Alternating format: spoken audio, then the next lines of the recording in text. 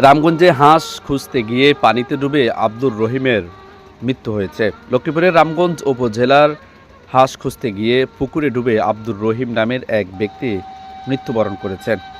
ঘটনাটি ঘটে রবিবার সন্ধ্যায় উপজেলার কাঞ্চনপুর ইউনিয়নের ২ নং ওয়ার্ড হাজিরপাড়া সরকারি প্রাথমিক বিদ্যালয় সংলগ্ন গাজীবাড়ির পুকুরে। স্থানীয়রা জানান, আব্দুর রহিম পেশায় একজন শ্রমিক। তিনি স্ত্রী ও ৫ সন্তান নিয়ে দীর্ঘদিন ধরে শ্বশুরবাড়ি ব্যাপারী বাড়িতে বসবাস করে আসছিলেন।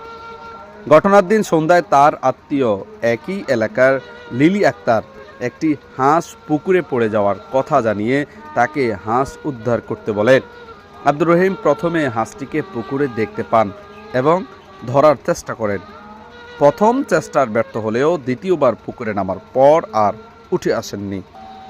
স্থানীয়রা বিষয়টি বুঝতে পেরে খোঁজাখুঁজি শুরু করেন এবং প্রায় ৪ ঘন্টা পর তার মরদেহ উদ্ধার করতে সক্ষম হন।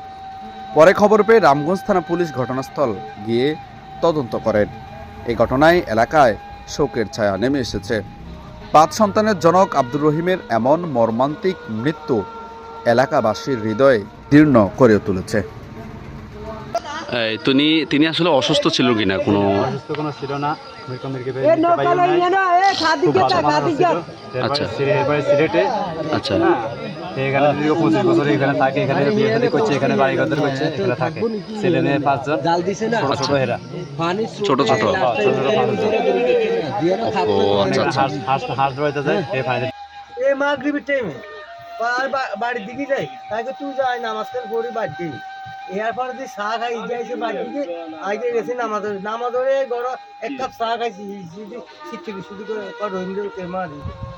আমরা মনে করি একটি পক্ষ আওয়ামী লীগের দোসর সেজে বিএনপি ও তারেক রহমানের এই গণতান্ত্রিক নির্দেশনাকে ব্যাহত করতে চাচ্ছে। আমরাও চাই না কোনো আওয়ামীপন্থী বা সুবিধাবাদী ব্যক্তি বিএনপিতে অনুপ্রবেশ করুক। কিছু ব্যক্তি নিজেদের স্বার্থে দলকে প্রশ্নবিদ্ধ করছে, এর তীব্র প্রতিবাদ জানাই।